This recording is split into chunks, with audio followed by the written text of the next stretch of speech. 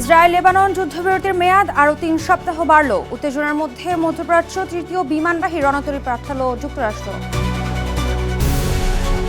আনুষ্ঠানিকভাবে আবারও শুরু হলো ভারত থেকে ইসরায়েলে বসতি স্থাপনের কার্যক্রম। পর্যায়ক্রমে যাবে ৬,০০০ ভারতীয় বংশোদ্ভূত। জাতিসংঘের সহায়তায় নিজ দেশে ফেরত যাচ্ছে ৪৭০ কঙ্গো শরণার্থী। দক্ষিণ আফ্রিকার শ্বেতাঙ্গ আফ্রিকানদের যুক্তরাষ্ট্রে আনার পরিকল্পনা করছেন ট্রাম্প। এবং পুলিৎজার জয়ী ওয়াশিংটন পোস্ট সম্পাদক ড্যান এগেনের মৃত্যু, নিজ বাসা থেকে মরদেহ উদ্ধার, ময়নাতদন্তের প্রতিবেদনের অপেক্ষায় পুলিশ।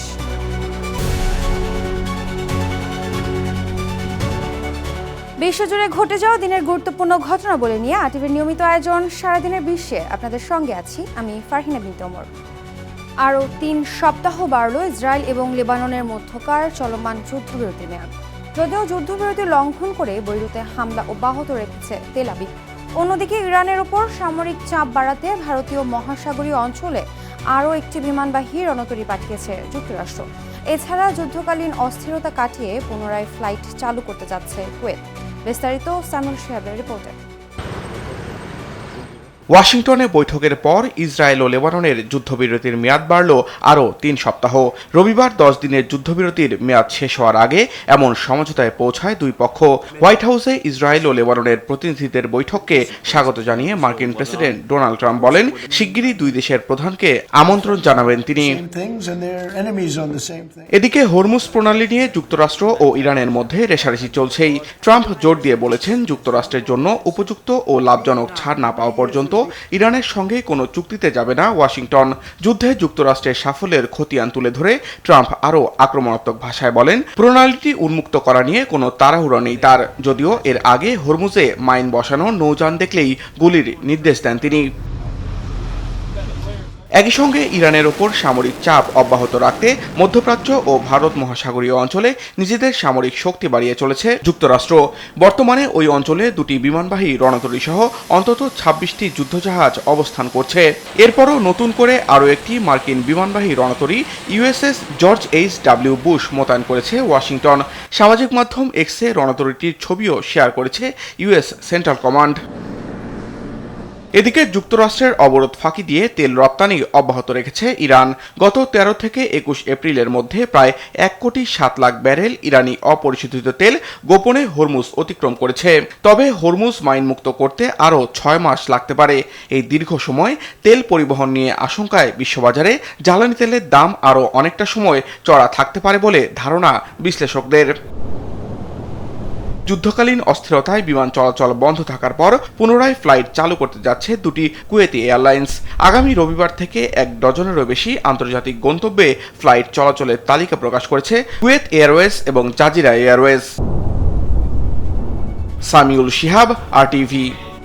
হরমুজ প্রণালীতে দুটি বাণিজ্যিক জাহাজ জব্দ করার রোমহর্ষক ভিডিও প্রকাশ করেছে ইরানের Islamic revolutionary guard corps IRGC. প্রকাশিত ভিডিওতে দেখা যায় ইরানি পতাকা লাগানো বেশ কিছু স্পিড বোট জাহাজ দুটির দিকে দ্রুত গতিতে এগিয়ে যাচ্ছে এবং সশস্ত্র সেনারা কৌশলে জাহাজে আরোহণ করছেন। অন্যদিকে ইরানি জাহাজ আটকেরও ভিডিও প্রকাশ করেছে মার্কিন সেন্ট্রাল কমান্ড সেন্টকম। বিস্তারিত জানাচ্ছেন আব্দুল মালিক।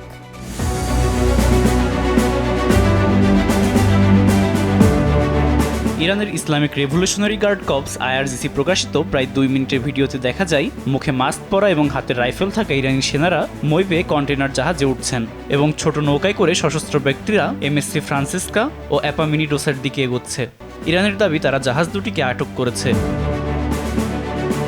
তবে ঘটনাটি সাজানো নাটক কিনা তা নিয়ে প্রশ্ন তুলেছে ব্রিটিশ সংবাদ মাধ্যম বিবিসি। তারা বলছে, ভিডিওর ছায়া ও জাহাজের গতিপথ বিশ্লেষণ করে দেখা গেছে এগুলো স্থানীয় সময় বিকেল ৫টার দিকে ধারণ করা, অথচ জাহাজ দুটির ওপর হামলার প্রথম খবর এসেছিল তারও কয়েক ঘন্টা আগে। আবার ইরানি বোট পৌঁছানোর আগেই জাহাজের ভেতরের দরজা খোলা ছিল। এমনকি বোটটি পৌঁছানোর দৃশ্য জাহাজের ভেতর থেকে কেউ একজন ভিডিও করছিলেন, যা ইঙ্গিত দেয় কেউ আগে থেকেই সেখানে ক্যামেরা নিয়ে প্রস্তুত ছিলেন। গ্রিসের মালিকানাধীন জাহাজ কর্তৃপক্ষ দাবি করেছে জাহাজটি জব্দ করা হয়নি, তবে জাহাজগুলোর ট্র্যাকিং ট্রান্সপন্ডার বন্ধ থাকায় প্রকৃত অবস্থা বোঝা যাচ্ছে না। ইরানের বিভিন্ন জাহাজও আটক করা বা দিক পরিবর্তন করার দাবি করেছে যুক্তরাষ্ট্র। বৃহস্পতিবার মার্কিন এক প্রতিবেদনে দাবি করা হয় কমপক্ষে ৩১টি জাহাজ দিক পরিবর্তন করেছে তারা। এমন ঘটনা উত্তেজনা বাড়াচ্ছে হরমুজ প্রণালীতে। আব্দুল মালেক, আরটিভি। যুক্তরাষ্ট্র ও ইরানকে যুদ্ধ অবসানের লক্ষ্যে শান্তি আলোচনা অব্যাহত রাখার আহ্বান জানিয়েছেন ক্যাথলিক ধর্মগুরু পোপ লিও চতুর্দশ। একই সঙ্গে এই সংঘাতে ইরানের অসংখ্য মানুষ ভোগান্তির শিকার হচ্ছে বলেও জানান তিনি। আফ্রিকার 4টি দেশ সফর শেষে রোমে ফেরার পথে এক ফ্লাইটে সাংবাদিকদের সঙ্গে কথা বলার সময় পোপ বলেন তিনি শান্তির জন্য সংলাপ অব্যাহত রাখার আহ্বান জানান।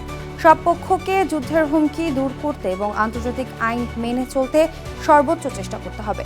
পোপ আরও জানান তিনি সবসময় নিজের সঙ্গে লেবাননের এক মুসলিম শিশুর ছবি রাখেন, যে তার সফরের সময় ওয়েলকাম পোপ লিও লেখা একটি প্লাকার্ড হাতে দাঁড়িয়েছিল। 250 জন ভারতীয় বংশোদ্ভূত ইসরায়েলে পৌঁছেছেন। নিজেদের বাইবেলের একটি হারিয়ে যাওয়া বনি মেনাসে গোত্রের বংশধর দাবি করেন তারা। এর ফলে আনুষ্ঠানিকভাবে আবারও শুরু হলো ভারত থেকে ইসরায়েলে বসতি স্থাপনের কার্যক্রম, যার অধীনে যাবে প্রায় 6,000 অধিবাসী। বিস্তারিত জানাচ্ছেন আব্দুল মালেক। ইসরায়েলের বেন গুরিয়ান বিমানবন্দরে অবতরণ করেছে 250 জনের বেশি ভারতীয় নাগরিক। নীল সাদা বেলুনের সাজ, লাল গালিচা দিয়ে তাদের স্বাগত জানানো হয়। ইসরায়েলে যাওয়া এই সম্প্রদায়টি নিজেদের বাইবেলে উল্লেখিত বনি মেনাসি সম্প্রদায় বলে দাবি করেন। 1990-এর দশকে ইসরায়েল বিভিন্ন দেশ থেকে যে ইহুদি অভিবাসন শুরু করে, নতুন এই দলটি সেই প্রক্রিয়ারই অংশ। ইসরায়েল সরকার গত নভেম্বর মাসে সিদ্ধান্ত নেয় ভারতের উত্তর পূর্বাঞ্চলীয় মিজোরাম এবং মণিপুর থেকে এই সম্প্রদায়কে দেশটিতে আনা হবে। অপারেশন উইংস অফ ডন নামের এই পরিকল্পনার আওতায় 2030 সালের মধ্যে 6,000 মানুষকে পুনর্বাসন করা হবে। এই কর্মসূচির অংশ হিসাবে 2026 সালে প্রায় 1,200 জনকে ধাপে ধাপে ইসরায়েলে আনার পরিকল্পনা রয়েছে। এর অংশ হিসাবে আগামী কয়েক সপ্তাহের মধ্যে আরও 2টি ফ্লাইট আসার কথা জানিয়েছে কর্তৃপক্ষ। আমরা খুবই উত্তেজিত, আনন্দে আমার কান্না পাচ্ছে। আমি ঈশ্বর, ইহুদি সংস্থা এবং ইসরায়েল সরকারকে ধন্যবাদ জানাতে চাই। এটি আমাদের ঈশ্বরের প্রতিশ্রুত ভূমি, এটি আমাদের পূর্বপুরুষদের ভূমি।